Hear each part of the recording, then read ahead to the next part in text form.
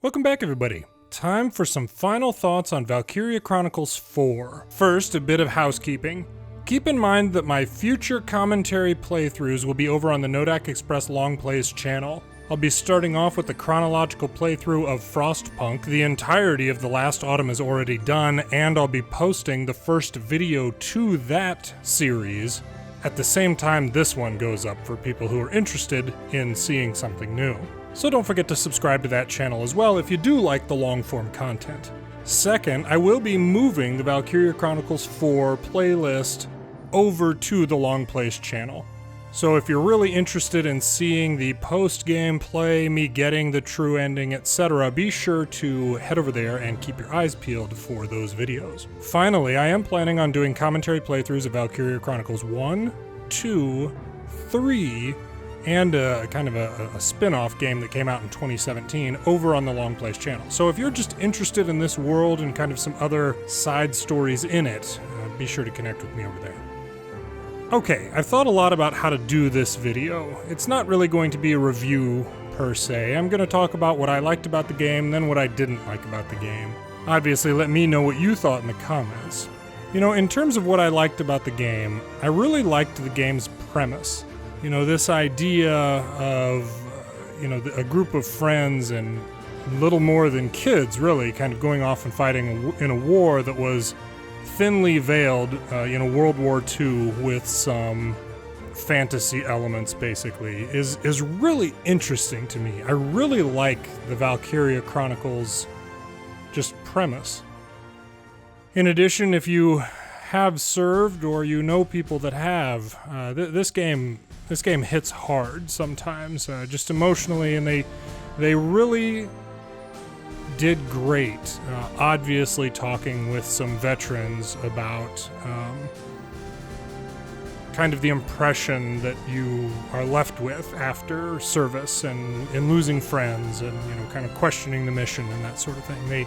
They really did great with that. And I'll also point out for anyone who's younger, the discussion in here, particularly towards the end in the epilogue, where Claude is kind of talking about, did the war change us for the better?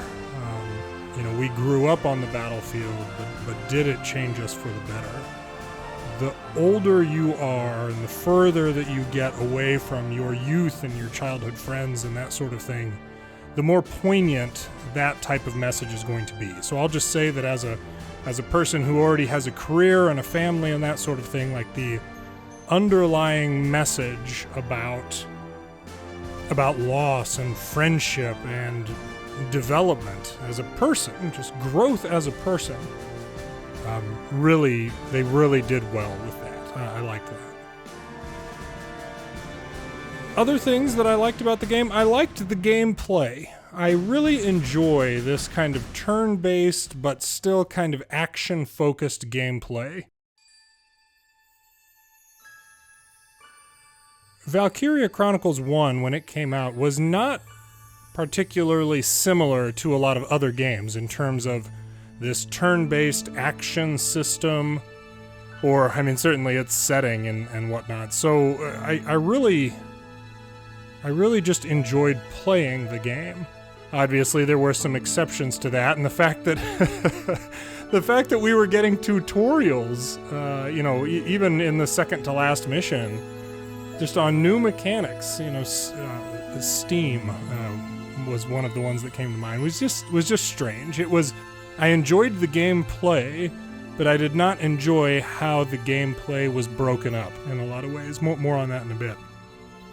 The addition of the Grenadier in this is great. The Grenadier was really the key to winning most of the battles. That is a new unit since Valkyria Chronicles 1, and so it made sense that they would focus on it, but they might have gone a little overboard with focused on, Grenadier challenges and that sort of thing, but that's okay. For anyone who's really familiar with the channel, has watched a lot of my longer videos, you will know that music is very important to me. I spend longer choosing the music for some of my videos than I do actually editing the dogs into the videos and that sort of thing. The music in Valkyria Chronicles 4 was great. Everything from the kind of triumphant tune that would come about when Squad E would win a battle to kind of Chimeria's kind of haunting, depressed theme music, basically. Music can do a lot to impute emotional meaning. The writing in this game just exhausted me. I mean, they over and over, Miles is questioning everything, it was just annoying, frankly. But even if you wanted to tune out what the annoying characters were saying sometimes, you could get the idea of the message from the music. Was this a melancholic moment? Was it a sad moment? Was it a happy moment? Was it a moment where people need to buckle down and really dig deep to get things done? They really did well with that. I was very impressed. I wish I was as good at picking music. They obviously had everything composed and whatnot, but they really did a great job with that. I just mentioned Miles and kind of getting a bit sick of him, but one of the pros of this game is the unique characters.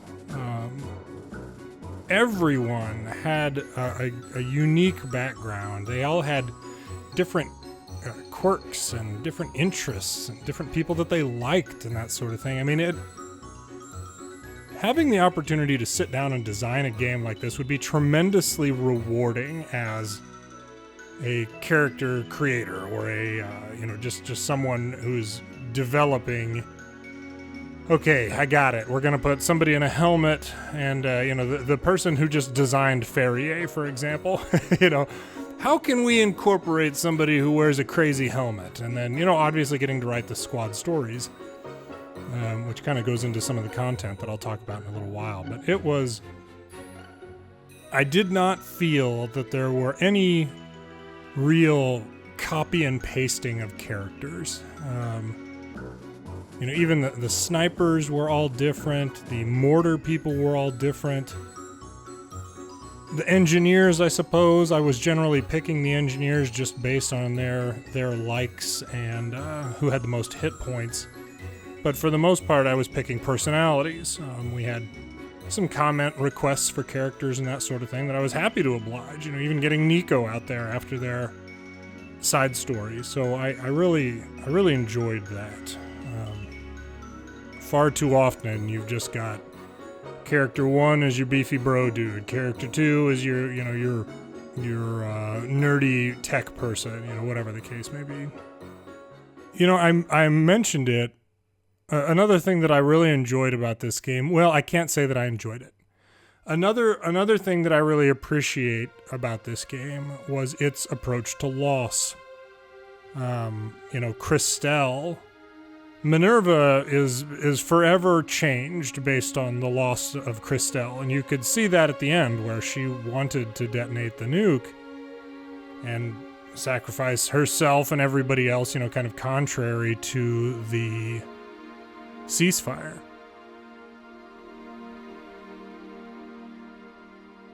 The same can be said for the loss of Raz, Claude, Riley, Kai, even Forsetti, to some extent. They were changed after he lost, and his loss was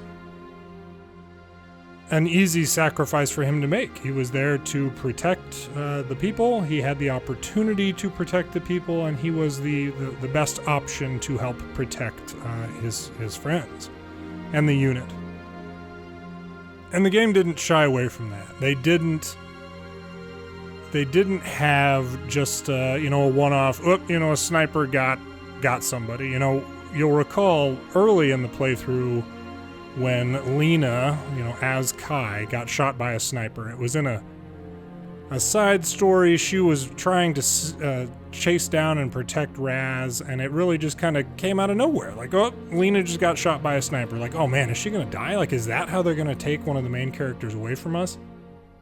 And no, they did a good job making the deaths feel impactful. I mentioned it. Riley's story is kind of open-ended right now. They did not talk about her in the vanilla ending of the game. So, if you take that as her having died, she was shot, dealing with Nicola. She was rescuing Angie. She was giving up her future, presumably with Claude and, back at Hoffen and that sort of thing, to get the mission done. And I appreciate that. They didn't have sucker punch kills that kind of came out of nowhere, like some famous authors are known to do, develop a character and then kill him and then develop the next character. That's not the best way to do things in my mind. I'll also say that they did a great job with some of the bad guys.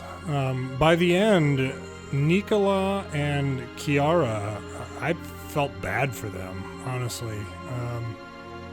Obviously twisted by Belgar and whatever influence he had over them, but Nicola at least thought that she loved Belgar, in as much as she had the ability to care for someone, she cared for Belgar, she cared for Chiara in the end. And their stories were just tragic. There's a lot of tragedy in the Valkyria Chronicles games, and kudos to them for that. This game very much became, towards the end there, about, the A-bomb option, and they even talk about, damn the United States for developing this thing and for, threatening to use it and how that would be genocide and that sort of thing. Keep in mind, this was a Sega-developed game, they were referencing the United States of Vinland in the game, of course.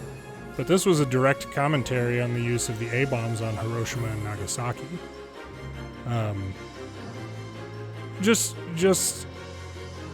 They did it well.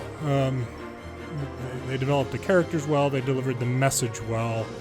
They did a lot right with this game. And there was a lot to this game. I mean, the amount of content in this game, from just the base story to how it's told, I really like that you're reading a book from the main character. That you're looking back at his diary, basically, with his kind of trinkets and drawings and notes and everything in there. That is a really neat storytelling mechanic. Valkyria Chronicles 1 does that well. I wish more games would do it.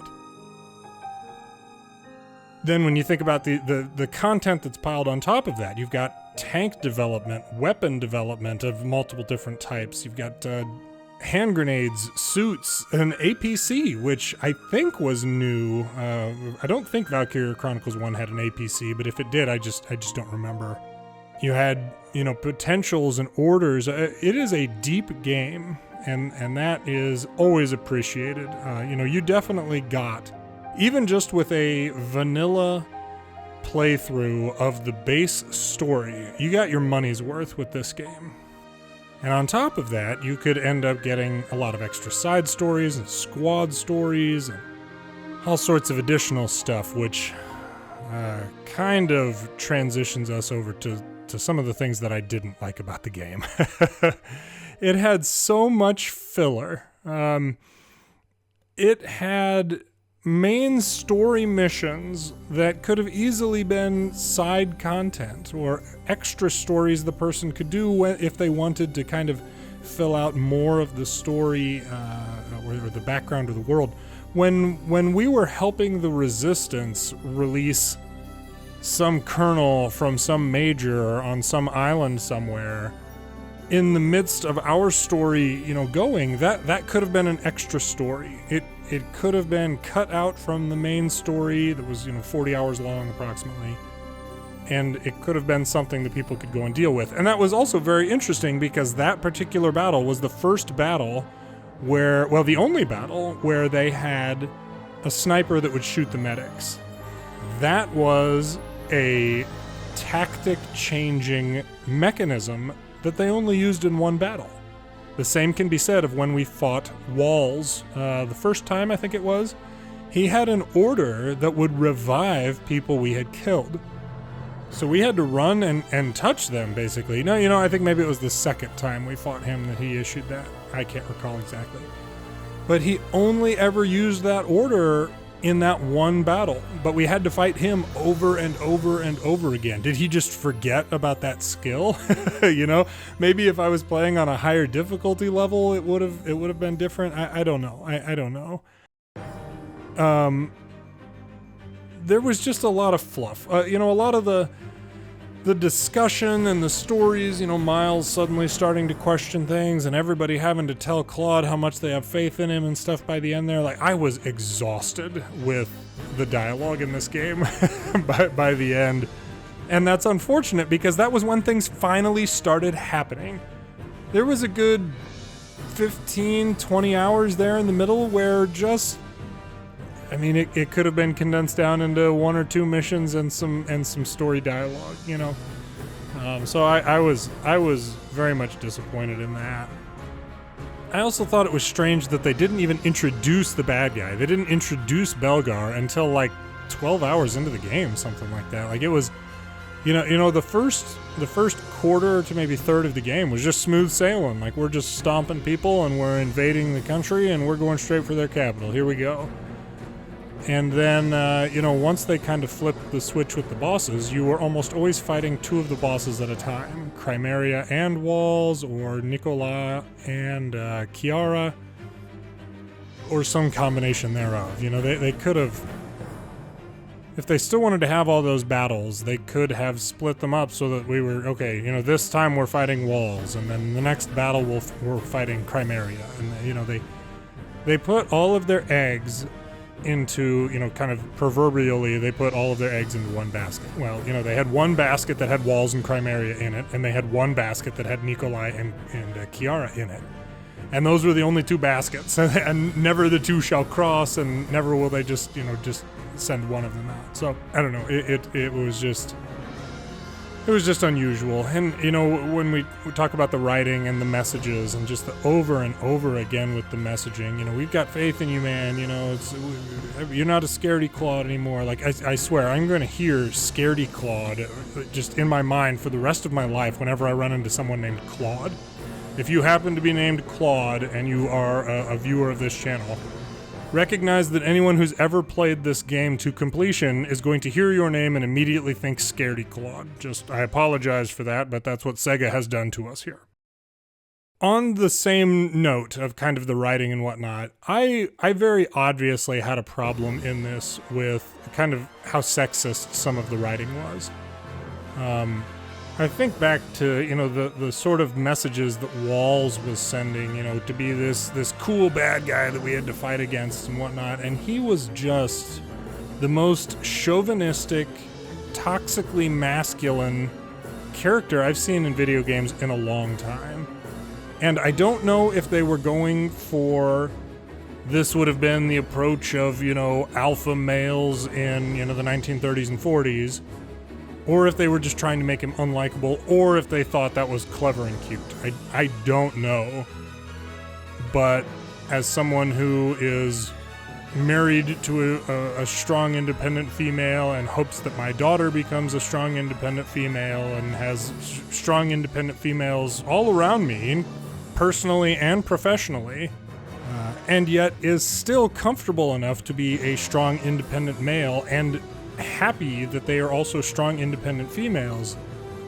The writing of Walls was just nails on a chalkboard to me, constantly, all the time. And every single time he opened his mouth, I just couldn't do it, And I don't know if they wrote it, if they intentionally wrote it so that it would be awful, or if they just thought that was good. I don't know, but yeah, him ending up with Chimera in the end, Chimera kind of, relying on him to get her emotions under control and stuff like that crap is just not what should be in video games, honestly. And that's okay. I'm not gonna get on my soapbox about, toxic messaging and that sort of thing. But I was disappointed, and if I wasn't if I wasn't playing this for a commentary playthrough, I probably would have stopped with some of what Walls had to say in some of those places. And ultimately, we never got to kill him, you know. So even if I continued to play so that I could finally end that guy, which I was doing there for quite a while, we never got to. He got the lady anyway, and you know, he gets his happy ending while, you know, Raz is dead, possibly Riley's dead. Angie, you know, who knows what's going on with her. It seems like maybe her and Kai and Rags are off somewhere. And I don't know. Everything about Walls rubbed me the wrong way. While we're on the topic of tone and writing and whatnot, Kai, the real Kai, Forseti, his motivations just didn't make sense to me. I get that Angie saved his life at one point, and so he felt like he owed her a debt. But, you know, his kill everybody is just fine. I'm not even going to keep track of how many people I killed to try and rescue her. Like, that's just so tonally inconsistent with his overall motivations. And again, you know, that was just the writing indicating that he's broken as a person. I get that, but right before Lena shoots him, he talks about how he hasn't even kept track. He doesn't even care how many people he's killed to try and get to Angie. But then, you know, as he's dying, he's talking about how Angie had saved him and how he owes her everything, and he just wants to rescue her so they can go away and get away from all the corruption. Like, you just killed, you know, perhaps thousands of people to try and get to Angie. You think she's going to be excited about that? And again, that's just an indication that he doesn't understand what he's doing either. So, I don't know. There needed to be more payoff for why Forseti was doing this. You know, was it, you know, ultimate power, or he recognized that he was trying to save all of the Valkyria, and you know, he wanted to stop these because they were, I don't even know, trying to rehabilitate Valkyria on the Federation side. I don't know. I don't know what I would have done different given kind of how they wrote this. You know, why would Forseti have sided with Belgar and with the bad guys that could still have kind of an altruistic reasoning for all the murder and death that he did? You know, they just kind of pulled like, oh, he was trying to save the little girl card. Like, oh no, it's fine. He was trying to save the little girl. There you go. Like, no, you know, absolutely inexcusable at that point. So anyway, I mentioned a little bit about Valkyria, or Nikolai and Kiara, and as it relates to writing and kind of the sexist side of things, you know, it's never really exactly clear how old those two are, but they were very much victims by the end, and that it was interesting that they made me feel bad for those two by the end. I'll acknowledge that was some good writing, kind of some very good acting. This game had a lot of really good acting from the voice actors, but you know, there is an argument, or at least a mention here, that perhaps Nikolai and Kiara, you know, were kind of written to be docile and submissive, you know, to Belgar, and that there were some kind of sexist undertones there as well. I mean, they were unstoppable war machines. I mean, what would have stopped one of them from being the leader of a unit like Walls was of Oshbrook, you know? So anyway, probably the final con that really comes to mind, you know, with me just kind of hours after completing this thing, is the unfulfilling ending. We've had 40 hours of solid gameplay, and you guys leave us with a conspicuous cliffhanger about Riley, whether she made it, what's going on, just to kind of point out, like, no, you need to play more. You need to go back, you need to replay more stuff, you need to keep unlocking things. Like, this this game does not respect your time. And as a person with a career and kids and that sort of thing, like, I would love to know, and maybe there are, Steam achievements or something like that we could look up, but what percentage of people actually finished this game, because the people who loved Valkyria Chronicles 1 when it came out are at the age now where they probably have careers and jobs and all, other things going on in their lives.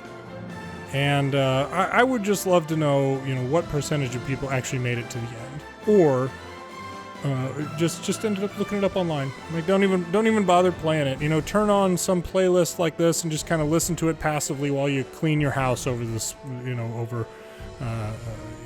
or do homework or whatever you can. Just listen to it over, a few weeks or something like that. Or just tune in and check out the the review video just like this. I don't know. This could have been an amazing 25-hour experience. Amazing story this would have been. But even now, we're left with, keep playing. Keep playing. You're going to figure it out. Don't worry. And I the writing at the end, the miraculous shots the enemies were getting on the back end of the Hoffen from half a map away and that sort of thing. Like, I'm just exhausted with this game at this point. And, obviously there's that says something about me as a player, that I'm not just going to buckle down and, get good and grind for another 10 hours so that my stats are just way higher than the bad guys. I literally don't have time for that. And so it would have been great if we could have just gotten just resolution. Like, we've at the bare minimum, a person who does no side quests and just blasts through this game getting all the A ranks, they would probably spend 30 hours playing this game. Stories and just minimum upgrades and that sort of thing. Maybe 25 if you skipped all of the story stuff. I don't know. But then you don't get a conclusion. And that's kind of not great. I don't like that. Spoilers. Skip ahead 30 seconds from the end of this sentence if you're if you don't want any spoilers.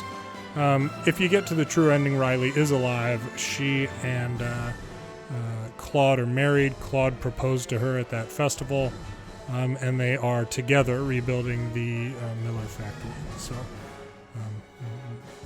what would have been the harm in just telling us that? Like, just let us have the end. So anyway, that's okay. Nitpicks. Ultimately, I liked this game, and I liked the overall story of, kind of World War II with fantasy. I did not like the execution of a lot of the game. The padding and we're going to introduce mechanics like a sniper that shoots medics, and then they're gone. And then it's gone. Don't worry about it. That's never going to have to happen again. We're going to introduce some massive tank in the final battle that can move all over the map in a heartbeat. And unless you cheese it by taking it out in one turn with a mortar, you're in for a world of hurt to even get close to this thing. I don't feel like the game... This is going to seem strange, but I don't feel like the game was balanced well. It was built, in my opinion, for you to really stop and grind. And by grind, I mean do all of the extra missions and all of the side missions. And maybe that's not grinding for some people, but I'm here for the main story. And so I am looking forward. I have enjoyed the side stories that I've done, but with a game that's this much of a time commitment, I'm here for the main story. And if I love the main story, then I will do the side quests and that sort of thing. Chase the platinum trophy over on PlayStation or whatever the case may be. So it's complicated. I'm happy I played this game. It hit me emotionally several times in different ways. And if you've served or if you're a combat veteran or anything like that, like this game, if you allow yourself to get into the story, this game's gonna hit. This game's gonna hit hard, and that's fine. I like that. But for every great emotional punch or twist that it would do, or inducing sympathy in the bad guys, which you may even have in real life from time to time. There was so let me just think about the ones that really hit hard. Okay, and then the length of the game was 40 hours. So for every great emotional punch and that sort of thing, there were maybe 15 hours of fluff. There were 2 or 3 great emotional things, and they all happened in the final 5 hours of the game. And that's it. I didn't care about Squad F dying. I was giving Minerva heck for her failing on throwing the nuke there at the end when oh well, you failed again, Squad F. So I don't know, the build up and the payoff. It didn't balance out right for me. And that's okay. Ultimately, I am looking forward to getting back to Valkyria Chronicles 1 to see if it suffered from a lot of these complaints, because I don't remember it having a lot of these issues, but maybe it did, and I'm just in a different point in life. I don't know. And that's the sort of thing where you can gain some perspective on yourself and you as a gamer, and even you just personally, going back and looking at something you used to love, and how your views and tastes have changed and that sort of thing. I'm really looking forward to that. So don't forget to subscribe over there to Nodak Express Long Plays if you haven't yet, to check that out.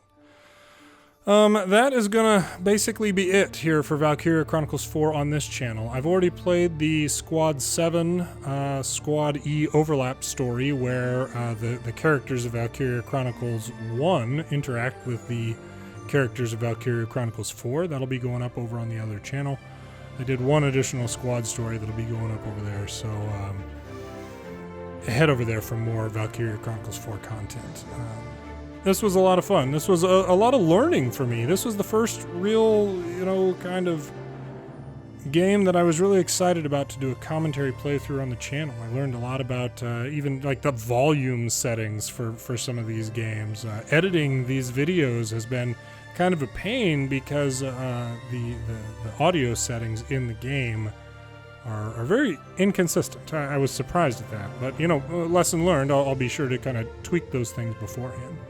And I've been able to put a lot of my lessons learned in this into my Frostpunk stream or my Frostpunk commentary playthrough and that sort of thing. So it's this game's always going to hold a special place in my heart. I mean, not just because of the messages and kind of the parallels to what some of us may have had in real life losses, but it was just kind of a step into a different type of content for me that I enjoy, and that is great to